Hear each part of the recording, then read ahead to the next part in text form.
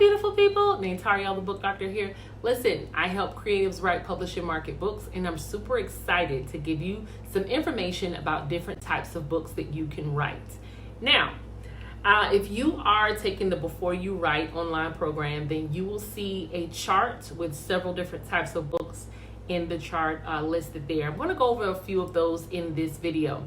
The first thing I want to tell you is that the books that you will write, most of the books that are already written as well, they fall under two different categories, most of them, fiction or nonfiction. Fiction is basically something that is not real, a story that is made up, and nonfiction is a real story or something, or a story about something that actually happened. So let's talk about fiction first, all right? A fiction book is not real. It's something that's been made up. And the main one that we know about is the novel, right?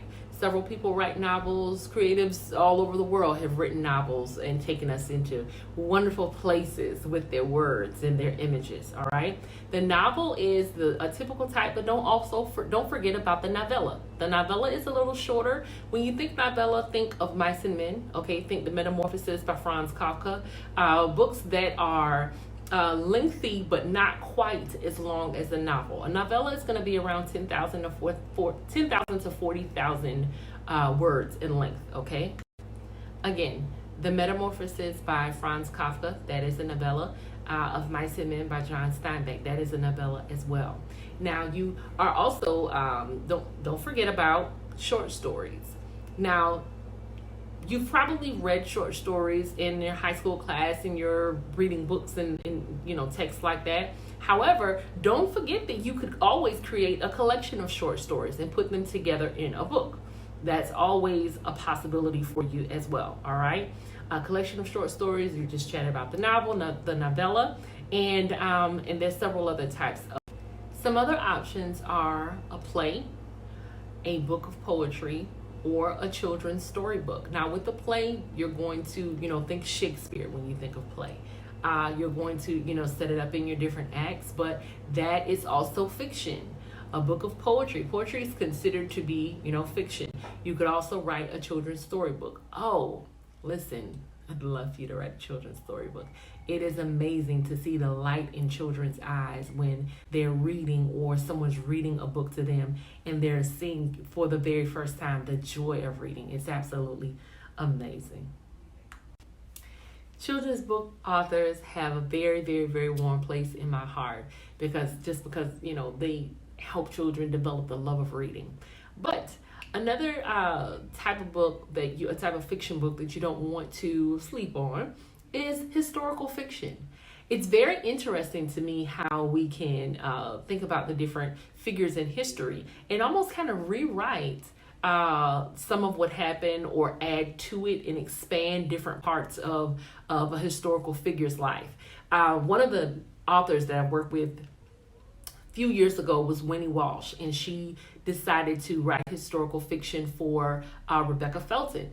And her book is called Senator for a Day. It is absolutely lovely, and it is a beautiful novel of historical fiction. Another historical fiction novel is I, Tituba, Black Witch of Salem. It's an absolutely lovely novel written by Maurice Condé. I read it when I was in college and it stuck with me ever since. I read it a couple times actually. But it's the story of an expansion of the story of Tituba from the Salem witch trials. And it delves into who she is and how she came to be Tituba and how she came to be one of the people on trial, standing, on trial for being a witch in Salem. So it sounds kind of crazy, but it's actually a very interesting book. Anywho, I just want to let you know there's so many different types of books that you can write. Now let's move on to nonfiction. Your nonfiction book is going to be a book that is actually about something that actually happened or a true story. You'll find your memoirs, your biographies, your autobiographies all under the nonfiction section, okay? A book about your life story or a book that someone else writes about your life story would fall under those categories.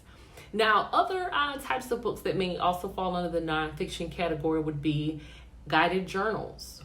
Guided journals are very, very popular now because so many people are manifesting and, so many people are looking to connect and focus and plan out different things. So guided journals are absolutely awesome. You can have a guided journal for literally anything: your fitness, being a mom, managing your schedule, all those good things. Also, types of books that fall into this category would be textbooks or manuals, where you're showing someone how to do something, or you're creating a textbook with information on a particular topic. Another nonfiction book would be a travel guide. A travel guide is so helpful, especially when you have not traveled in a while. And I have an author, Andrea D. Piegler. She wrote a book called Travel Guide for the Newbie and the Rusty. For those who have no idea about what to do when they're traveling, particularly on a plane, and those who have not traveled in a while and they need to brush up on some information. So that's definitely helpful. In addition, there are devotionals. Devotionals and inspirational books are extremely helpful, and you can write a devotional that could be 30 days, 365 days. You have so much leeway and carte blanche with how that goes. With your inspirational books, most people with those kind of tell their life story or a particular portion of their life that shows some type of challenge and triumph. You could also write a self-improvement book. Self-improvement books are wonderful for people who want to work on particular areas of their life, whether it's in relationships, financial planning, or time management. There's so many different types of self-improvement manuals. I was working on one for an author a few years ago called Financial Literacy Made Easy. It's by Keisha Oliver Robinson. Wonderful book. It tells you how to understand your finances, and more than just fixing your credit, it's about financial education. I have a self-improvement manual as well called Diamonds in My Own Backyard. Not a shameless plug. Diamonds in My Own Backyard is all about how to use the innate gifts and talents that you have, what you already know how to do and you do very well, how to use those items or those talents to provide financial freedom for yourself and positive social change for your community. It is essentially a guide to entrepreneurship for something that you already love to do, basically. And so self-improvement guides are very, very they're vast, they're varied, they can run on so many different topics and in so many different arenas. So we talk about fiction and we talk about nonfiction, and you know that there's so many different types of books that you can write. Knowing that there's so many different directions that you can go in, hopefully is helpful instead of overwhelming, okay?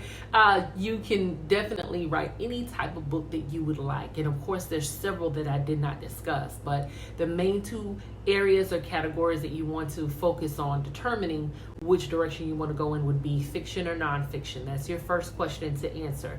Do I want to write about made-up stories? Do I want to write about something that has actually happened in everyday life or in my life? And so those are your main categories. You've got novels, you've got novellas, you've got self-improvement manuals, you've got children's books. There's so many different types of books that you can write. And so hopefully this gave you some great information, and let's go figure out what you're going to write.